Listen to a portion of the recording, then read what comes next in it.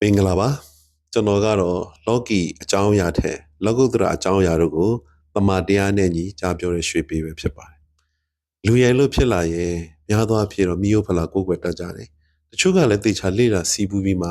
မိမိကိုယ်ွယ်ရာအရှင်ကိုရွေးချယ်တတ်ကြတယ်ဒီနေ့လေကိုယ်ွယ်ရာအရှင်ကိုရွေးချယ်ရမှာအထောက်အကူပြုဖို့ရန်အတွက်ကျွန်တော်ဘာသာတရားအားလုံးကိုလေ့လာပါတယ်ဘာသာတရားအားလုံးမှာတူညီသောအချက်လေးတွေရှိတယ်ဒီအပေါ်မှာတည်မိပြီးတော့မှကျွန်တော်တမန်ကျမ်းစာမှာဘာပြောထားလဲဆိုတာလေးကိုအနည်းငယ်တူညီသောအချက်တွေနဲ့ချိန်ထိုးပြီးတော့မှမျှဝေလိုပါတယ်။ဥစွာစကားပလင်ခံလို့တာကတော့ဘာသာတရားအားလုံးကောင်းတယ်။လူတိုင်းလွတ်လပ်စွာရွေးချယ်ခွင့်လဲနိုင်ငံတော်ဥပဒေမှာပြဋ္ဌာန်းထားတယ်။ဒါကြောင့်ကျွန်တော်ဒီနိုင်ငံမှာတော့အဓိကကတော့သစ္စာတရား၄ပါးပေါ့နော်။လူဖြစ်လာတဲ့အခါဒုက္ခဆိုသိရမယ်။အိုနာသေးခြင်းပြီးတော့မှဒီဒုက္ခတွေကိုဖြစ်စေတာအစွဲကြောင်းဆိုတာနံပါတ်1သိရမယ်နံပါတ်3ကဒီအစွဲတွေကနေလွတ်မြောက်စေတဲ့တရားမှန်ကိုသိရမယ်နံပါတ်4ခုမြောက်တော့ဒီတရားမှန်ကတော့မက်ကင်၈ပါးအဖြစ်လွတ်မြောက်နိုင်မယ်ဆိုတဲ့အရာလေးပေါ့နော်ဒါကိုသိဖို့လိုတယ်ထိုနည်း၎င်းပဲကြံသောဟိန္ဒူမှာလည်းအတူတူပဲနောက်ဆုံးလွတ်မြောက်ရာတရားလမ်းကတော့သူကယောဂနော်ကျင့်စဉ်၄ခုရှိတယ်ဒါအဖြစ်လွတ်မြောက်မယ်လို့ယုံကြည်တယ်လို့အစ္စလမ်ကလည်းသူတို့မှာမန်နိုင်9ရက်ရှိတယ်။ထိုနည်း၎င်းကျွန်တော်တို့ခရိယန်မှာလည်းရှိတဲ့အရာကိုဒီနေ့ကယ်တင်ခြင်းနဲ့ခရိယန်အသက်တာဆိုပြီးတော့မှ2မျိုးရှိတယ်။တချို့ကလည်းယုံကြည်ပြီးကြိုက်တာလို့အဲ့ပုံစံဖြစ်နေတယ်လို့ယုံကြည်ပြီးတဲ့အခါမှာမိမိယုံကြည်ကြောင်းကိုအကျင့်အဖြစ်တက်တည်ပြရမယ်ဆိုတာအရာလေးကိုဒီသစ္စာတရား၄ပါးနမကင်၈ပါးအနည်းငယ်ချိန်ပြီးတော့မှကျွန်တော်အနေနဲ့လူတွေမေတ္တာပွားနိုင်ဖို့ခွန်အားရဖို့အတွက်အနည်းငယ်မျှဝေလိုပါတယ်။ဆိုတော့နံပါတ်1လူကဖွားမြင်လာတဲ့အခါမှာလောဘဒေါသမောဟပါလာတဲ့အပြစ်သားဖြစ်တယ်။ဆိုတော့ခုနပထမသစ္စာလူဟာကိုသိရမယ်။လူဟာဒုက္ခထဲမှာဖွားမြင်လာတယ်။လူဖြစ်လာခြင်းဒုက္ခပဲ။အဲ့တော့တမန်ကျမ်းစာနဲ့ချိန်ထိုးမယ်။ဖွားမြင်လာကြတဲ့ကလောဘဒေါသမောဟပါလာတယ်ဒုက္ခသားဖြစ်ရတာ။ကိုသိရမယ်။ဝင်လာတဲ့အခါမှာနော်အပြစ်လုပ်လို့အပြစ်ဖြစ်တာမဟုတ်အပြစ်သားဖြစ်လို့အပြစ်ကိုသင်ပေးစရာမလိုပဲလောက်တတ်ကြတယ်။ဒါကြောင့်လူကဖွားမြင်လာကြတဲ့ကအပြစ်သားကုသိုလ်တပည့်ငရဲတပိတ်တာဆိုတဲ့အတိုင်းအဆုံးမှလည်းငရဲသွားရဖို့ရှိတယ်။မကောင်းတဲ့အပင်ကကောင်းတဲ့အသီးကိုမသိနိုင်ဘူးဆိုသလိုပဲဖွားမြင်လာကြတဲ့ကလောဘဒေါသမောဟပါလာတဲ့အတွက်ကောင်းသောမှုတို့ကိုသိပေမဲ့စမ်းမိအောင်ဘယ်ဘာသာဝင်မှကျင့်ကြံအားထုတ်နိုင်ခြင်းမရှိဘူးဆိုတာသိဖို့လိုတယ်။နံပါတ်2ကတော့ဘာကြောင့်ဒီဒုက္ခဖြစ်ရတာလဲဆိုတဲ့အရာအစွဲကြောင့်လို့ဒုတိယသစ္စာမှာဖော်ပြထားပေမဲ့တမန်ကျမ်းစာမှာတော့လူကဘာလို့ဒီလောဘဒေါသမောဟပါလာတာလဲဆိုရင်ဘုရားကလူကိုသူ့တရံနဲ့ညီဖန်ဆင်းပြီးမစားရဆိုတဲ့တရားတစ်ခုစောင့်ထိန်ဖို့ပညတ်ခဲ့တယ်လူကထိုတရားကိုလွန်ကျူးပြီးမာနစကားကိုနားယောင်ပြီးသွားစားလိုက်တဲ့အခါမှာစားသောနေ့မှာသေရမယ်ဆိုတဲ့အပြစ်တရားဝင်လာပြီးတန်ရှင်သောဘုရားနဲ့လည်းအဆက်ပြတ်ခဲ့ရတယ်ဒါကြောင့်လူတွေကအာဒံကဆင်းသက်လာသောသူတိုင်းဖွားမြင်လာကြတဲ့လောဘဒေါသမောဟပါလာတဲ့အပြစ်သားငရဲသားတွေဖြစ်တယ်ဆိုတဲ့အရာသိနံပါတ်3ကတော့ဒီတရားကနေလွတ်မြောက်ဖို့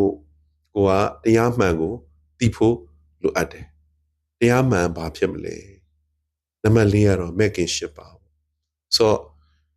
ပမာကျမ်းစာနဲ့ချိန်ထိုးပြောရမယ်ဆိုမက်ကင်၈ပါးမှာတော့မှန်ကန်စွာသိဖို့လိုအပ်တယ်သိဖို့နံပါတ်1ကတော့အရေးကြီးစွာဖရာပဲဖရာကမေတ္တာရှင်ဖြစ်တယ်နောက်တစ်ချက်ဖရာရဲ့အလိုတော်ကလူသားနဲ့အပယ်ငရဲမှလွတ်ပြီးတမန်တရားကိုသိဖို့ဖရာကအလိုရှိတယ်အဲဆိုတမန်တရားပါလေရှင်ယောဟန်14:6မှာယေရှုကငါလမ်းကြီးတမန်တရားအသက်ဖြစ်တယ်ငါ့ကိုအမိမပြုတ်နဲ့ဘယ်သူများခမဲတော်ထံသို့မရောက်ရဆိုပြီးပညတ်ခဲ့တယ်တမန်ကျမ်းစာထဲမှာလည်းလောကမှာအရှင်ဒီဖရာတွေမြောက်များစွာရှိပါတယ်သခင်ယေရှုမှတပါကယ်တင်နိုင်သောဖရာ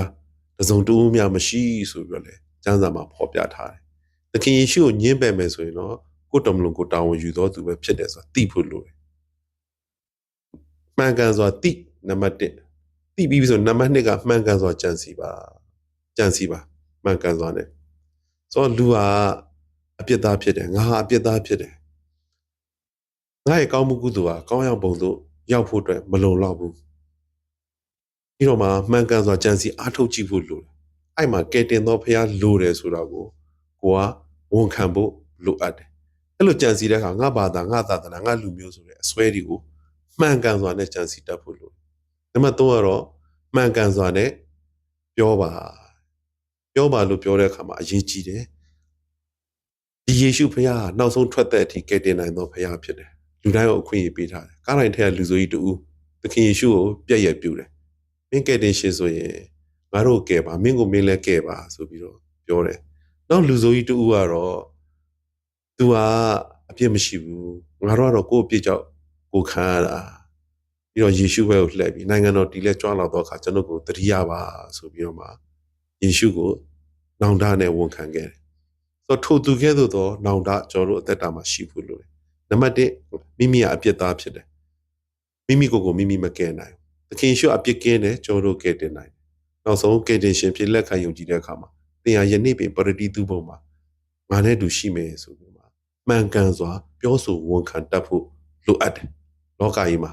ကျင့်သူသည်လူတို့ရှိမှငါဝန်ခံကောင်းကင်ဘုံမှာထို့သူငါဝန်ခံမယ်လို့ယေရှုကဂရုပေးထားတယ်ပြီးတဲ့အခါမှာမှန်ကန်စွာနဲ့ပြုမှုပါဆိုတာသခင်ယေရှုကိုယုံကြည်ကြောင်းကိုကိုယ့်ရဲ့အကျင့်သက်သေနဲ့ပြရမှာဖြစ်တယ်ဒါကြောင့်ကျွန်တော်ပြုမှုပြောဆိုလောက်ကင်လေသမျှဘုရားရဲ့ဘုန်းထင်ရှားဖို့လိုအပ်တယ်ဆိုတာမှန်ကန်စွာပြုပါမိမိယုံကြည်ကြောင်းကိုမိမိအပြုမှုအဖြစ်သက်သေပြပါပြီးမှန်ကန်စွာနဲ့အသက်မွေးပါမှန်ပါတယ်တော့တချို့ကဖန်ဆင်းရှင်ဖရားအလိုကြပြဝတ်ပြီးတော့မှကိုယ့်ရဲ့အသိဉာဏ်နေမရှိတော့ဘူးပေါ့နော်လူဆိုတာကိုယ့်အောက်ကိုကိုယ်ရမယ်လို့ပြောတတ်ကြတယ်အမှန်တော့ဖန်ဆင်းရှင်ဖရားသူဖန်ဆင်းပြီးတဲ့အခါမှာလူကိုနောက်ဆုံးဖန်ဆင်းသူဖန်ဆင်းတော်မူသမျှတို့ထိမ့်သိမ်းဆောင်းရှောက်ဖို့အတွက်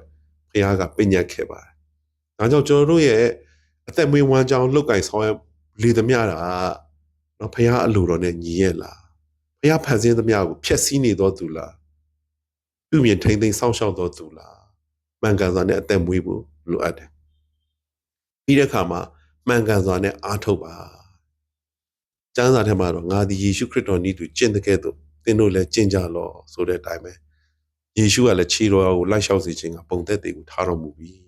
သခင်ယေရှုကနူးညံ့သိမ်မွေ့နှိမ်ချတတ်သောသဘောရှိသလိုချစ်ချင်းမေတ္တာအရှင်ဖြစ်တယ်နော်ကျွန်တော်က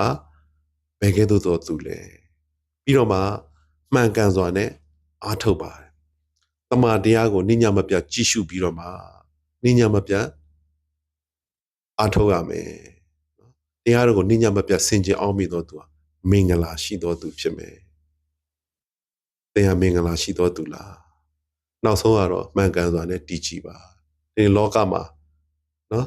သင်တို့ဒီလောကနဲ့ဆင်းရဲဒုက္ခကိုခံမယ်သို့တော်လည်းမစိုးရိမ်နဲ့ငါဒီလောကအောင်ပြီတချို့ယုံကြည်သူတွေခက်ခဲဒုက္ခတွေ့တဲ့အခါမှာဘုရားကိုစွန့်သွားတယ်ဆိုတာတွေ့ရတယ်အဆုံးတိုင်အောင်တည်ကြည်ထို့သူဒီအသက်တရဖူကိုရမယ်ဆိုတဲ့အတိုင်းမှန်ကန်သောယုံကြည်သူတွေတမန်တော်တွေအားလုံးအသက်ပေးပြီးတော့ထို့ဘုရားအသက်ရှင်ကြောင်းကောင်းမြတ်ကြောင်းညဝေသွားသလို AD 300အထိနော်သခင်ယေရှုပေါ်ထွန်းပြီးနှစ်ပေါင်း300လောက်အထိကိုသခင်ယေရှုယုံကြည်မှန်းသိရင်ညှဉ်းပန်းနှိပ်စက်တပ်ဖြတ်ခံဒါပေမဲ့သူတို့တွေယုံကြည်ခြင်းကိုစွန့်ပယ်မသွားသလိုဒီနေ့လည်းရှိနေပါတယ်ဒီလိုပဲဆိုစေဒီနေ့တရားအားဖြင့်ဆင်ခြင်ပြီးတော့မှအရောက်ဆိုင်ကတင်ချင်းတို့ရောက်တမန်တရားသိသိကြောင်းအနည်းငယ်မျှဝေပါတယ်အရောက်စီတိုင်းပေါ်မှာညီသက်ပျော်ရွှင်ဝမ်းမြောက်ခြင်းနဲ့ကောင်းကြီးမင်္ဂလာအဖျားဖျားတက်ရောက်စေကြောင်းအနည်းငယ်ဝေမျှပြီးတော့မှဆုတောင်းပေးပါတယ် God bless you